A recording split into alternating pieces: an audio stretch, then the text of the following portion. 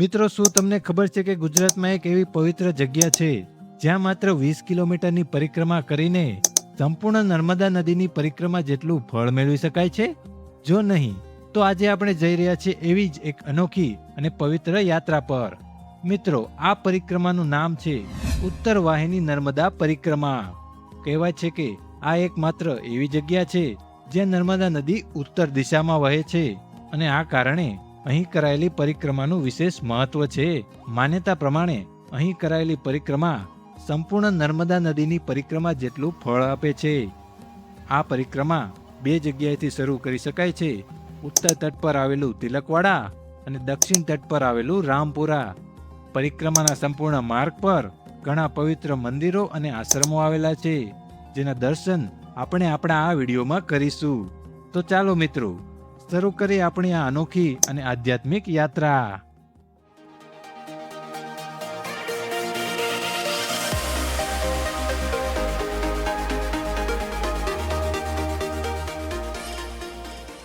દર્શક મિત્રો, આપણે આપણી આ યાત્રાની શરૂઆત ઉત્તર તટ પર આવેલા તિલકવાડાથી કરી છે.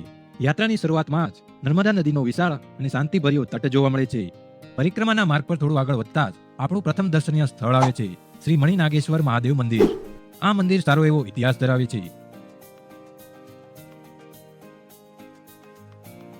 અહીં પ્રાચીન મણિનાગેશ્વર શિવલિંગ સાથે શ્રી હનુમાનજી મહારાજ અને શ્રી ગણેશજીની પ્રતિમાઓ બિરાજમાન છે. અહીંથી આગળ જતા ખેતરોની વચ્ચે આપણે આ યાત્રા આગળ વધે છે. અને હા મિત્રો, અહીં થોડું ધ્યાન રાખવું જરૂરી છે, કારણ કે ઝાડી ઝાખરા અને ખેતરો વચ્ચે આ માર્ગ પસાર થતો હોવાના કારણે વન્ય પ્રાણીઓથી અને ખાસ કરીને દીપડાથી સાવધાન રહેવું જરૂરી છે. સુંદર મજાના આ માર્ગ પર ઠેર ઠેર કેળના ખેતરો જોવા મળે છે, જ્યાં પુષ્કળ પ્રમાણમાં કેળા જોઈ શકાય છે.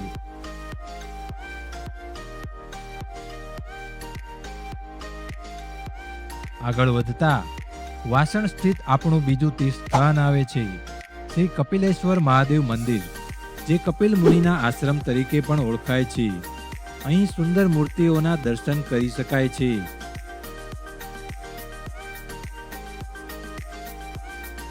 યાત્રિકો માટે નિઃશુલ્ક અન્ન ક્ષેત્રની પણ સગવડ ઉપલબ્ધ છે.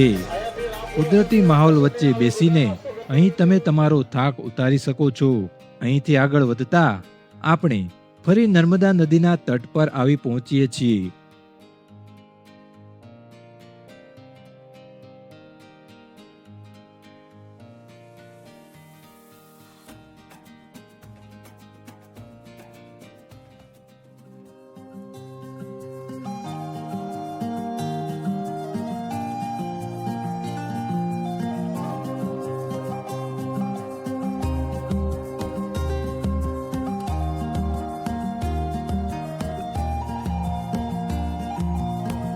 દર્શક મિત્રો, અહીંથી રેંગણ ઘાટ સુધી આપણી આ યાત્રા નર્મદા નદીના કિનારે સમાંતર ચાલે છે.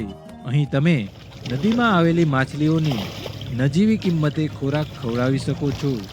આગળ વધતા જ આપણે પહોંચીએ છીએ રેંગણ ઘાટ, જે નંદી ઘાટના નામથી પણ ઓળખાય છે.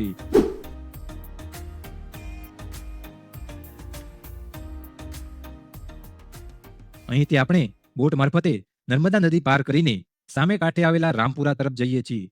અહીં સરકાર દ્વારા બોટની સારી સુવિધા ઉપલબ્ધ કરાવી છે.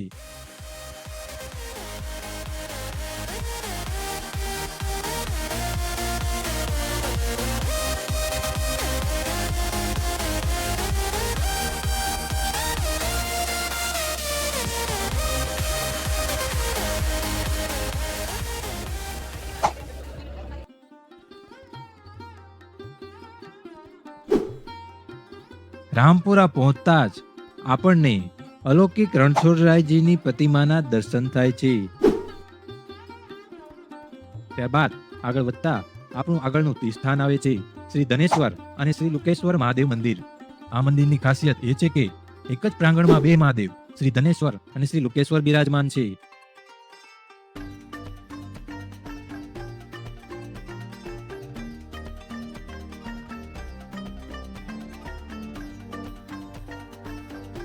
અહીંથી થોડું આગળ જ શ્રી મંગલેશ્વર મહાદેવ મંદિર પણ જોવા જેવું છે.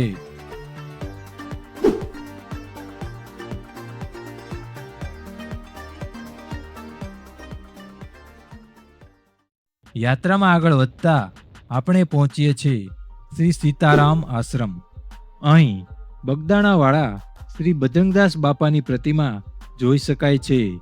મિત્રો, અહીં પણ યાત્રિકો માટે નિઃશુલ્ક ભોજનની સગવડ છે. અહીં થોડો વિરામ લઈને ફરી નર્મદા નદીના કિનારે આપણી આ યાત્રા આગળ વધારીએ છીએ.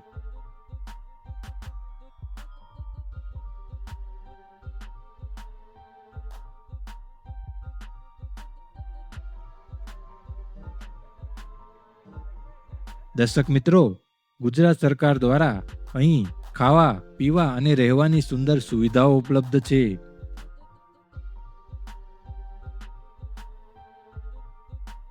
હવે આગળ વધતા આપણે ફરી એકવાર નર્મદા નદી પાર કરીએ છીએ.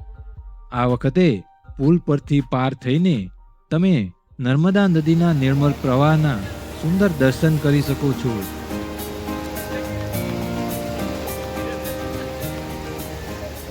પુલ પાર કરતા જ આપણે પહોંચીએ છીએ આપણી યાત્રાના અંતિમ તીર્થસ્થાન પર, શ્રી તિલકેશ્વર મહાદેવ મંદિર. અને આ રીતે આપણી આ અદ્ભુત અને પાવન ઉત્તર વાહિની નર્મદા પરિક્રમા પૂર્ણ થાય છે.